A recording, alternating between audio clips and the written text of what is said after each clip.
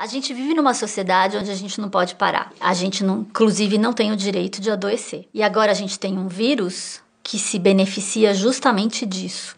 E o que ele precisa é que a gente continue as nossas vidas sem parar.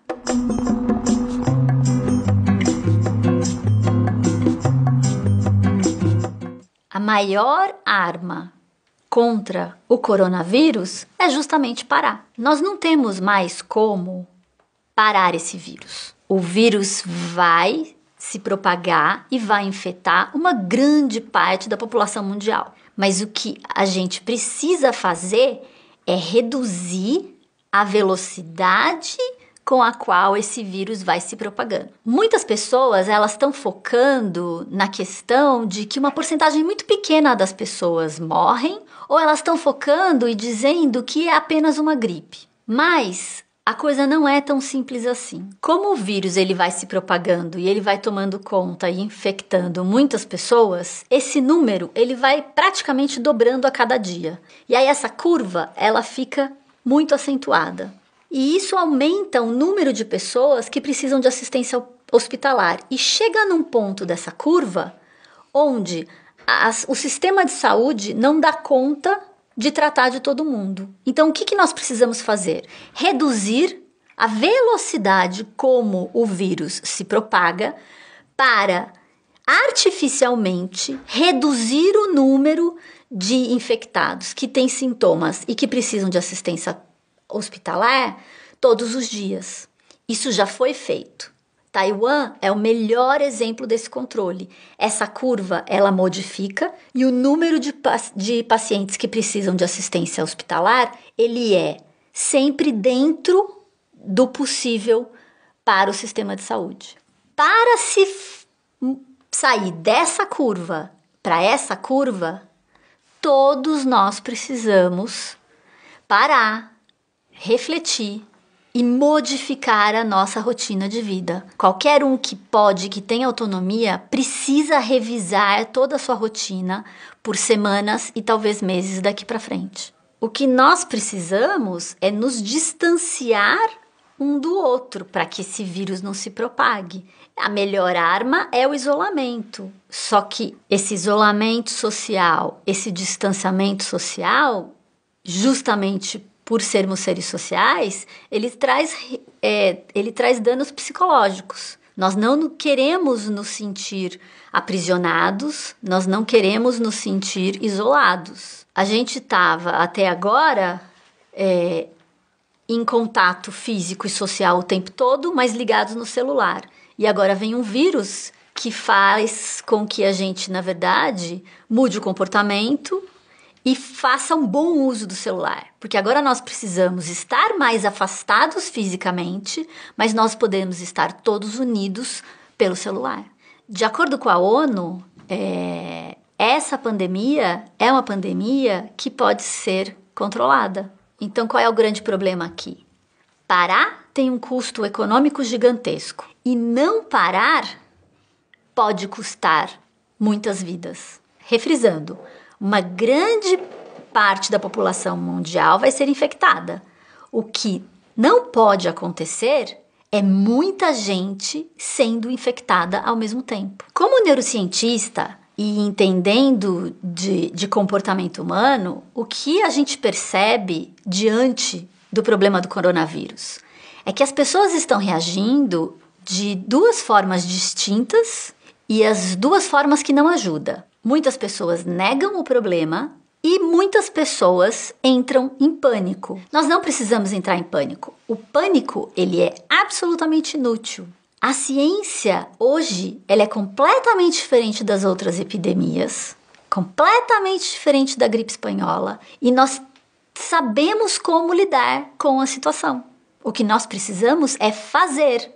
E, em muitos locais, todas as pessoas precisam fazer e não esperarem os seus governos, que têm mais preocupações econômicas, tomarem atitude. E as pessoas que negam o problema, uma hora vai cair a ficha. Mas dá para entender por que muita gente nega o problema. Porque nós, seres humanos, temos pavor de incerteza. Nós não conhecemos tudo sobre esse vírus. Então, o que a gente faz? A gente finge que o problema não existe. Essa questão da negação, inclusive, já foi um assunto de vídeo que eu fiz aqui sobre outras questões da nossa sociedade, inclusive Brumadinho. Vamos entrar nos mitos e nos fatos. É só uma gripe? A Covid-19, para 80% das pessoas que são infectadas e que têm os sintomas, ela passa como uma gripe, mas aproximadamente 20% das pessoas infectadas e que têm sintomas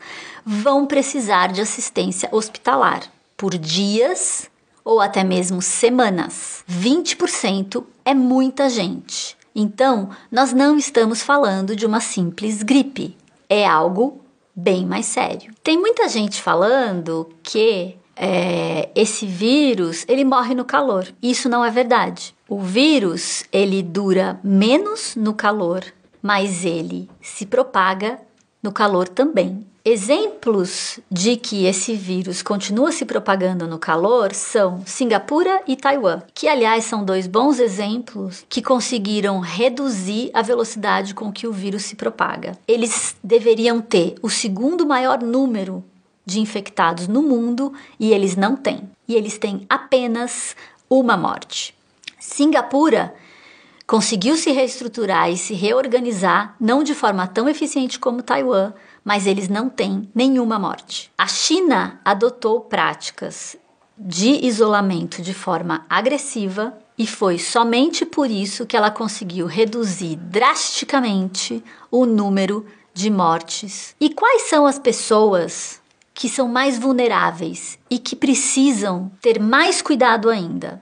Todos os idosos. Quanto mais velho, maior o risco de desenvolver um quadro grave. Além disso, pessoas com problemas respiratórios, hipertensão, diabetes e problemas cardíacos. Todas essas pessoas precisam tomar muito mais cuidado e buscar muito mais o distanciamento e, se possível, o isolamento social. Outro ponto. As pessoas estão falando que as crianças não ficam doentes. Na verdade, o que acontece, e que foi publicado no dia 5 de março, é que as crianças são infectadas tanto quanto os adultos, mas elas têm um sistema imunológico muito bom e quando elas têm sintomas, elas têm um quadro gripal.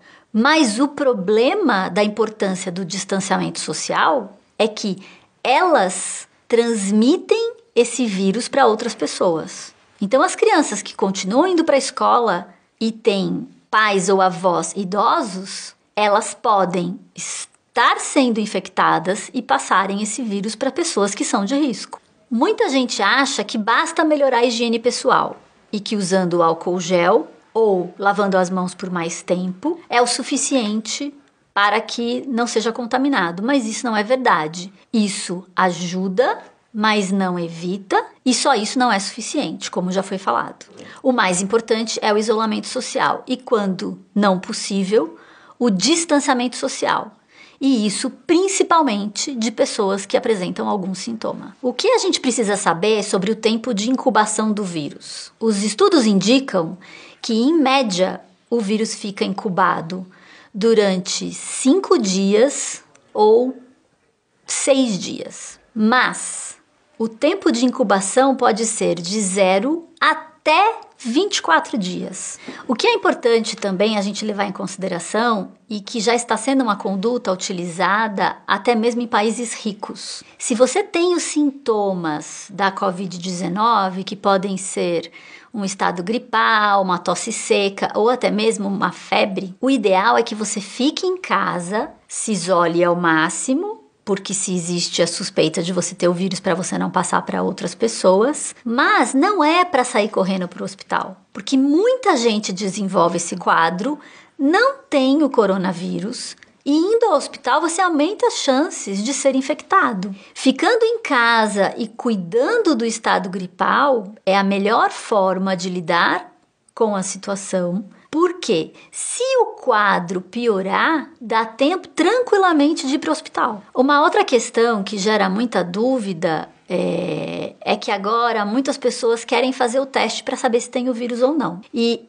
esse comportamento não ajuda. No começo, tudo bem, mas agora, como existem muitas pessoas infectadas, não adianta querer se testar. E tem mais uma questão importante a se levar em consideração. Ser positivo para o teste indica que a pessoa tem sim o vírus, mas ser negativo não necessariamente indica que a pessoa não tem o vírus. Então é inútil todo mundo querer fazer o teste. Nós precisamos deixar os testes para as pessoas que realmente precisam ser testadas. Por quê? Para as pessoas que realmente precisam de assistência hospitalar, saber se ela tem a Covid-19 ou se ela tem algum outro problema pulmonar ou respiratório de outra ordem é fundamental para definir o tratamento. Nós estamos vivendo uma pandemia e que é uma crise muito grande. É uma crise que traz uma oportunidade gigantesca para todos nós, porque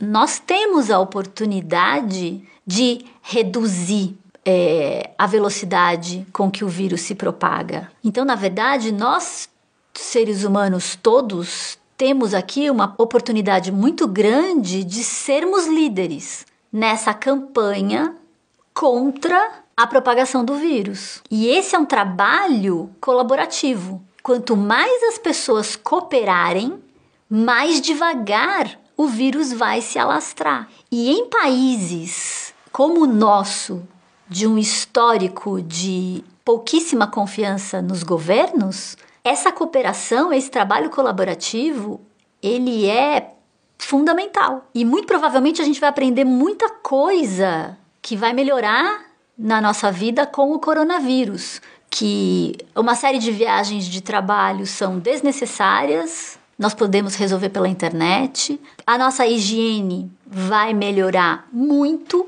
depois do coronavírus. E nós vamos repensar, muito provavelmente, em uma série de estruturas de relações de trabalho, relações econômicas. Tem muita coisa boa que a gente pode aprender com tudo isso. Eu não sou infectologista, mas eu sou cientista. Eu estou há muitas semanas acompanhando o coronavírus, muito antes, inclusive, da doença receber o nome Covid-19. E como cientista, eu tenho o dever moral de fazer a divulgação da ciência, porque esse momento da nossa história é um momento de que em poucas semanas nós tivemos uma produção de conhecimento científico gigantesco para a gente aprender a lidar com o coronavírus. Aproveite esse tempo, que o ideal é o isolamento social. Inscreva-se no nosso canal, porque nós temos centenas de vídeos sobre conhecimento.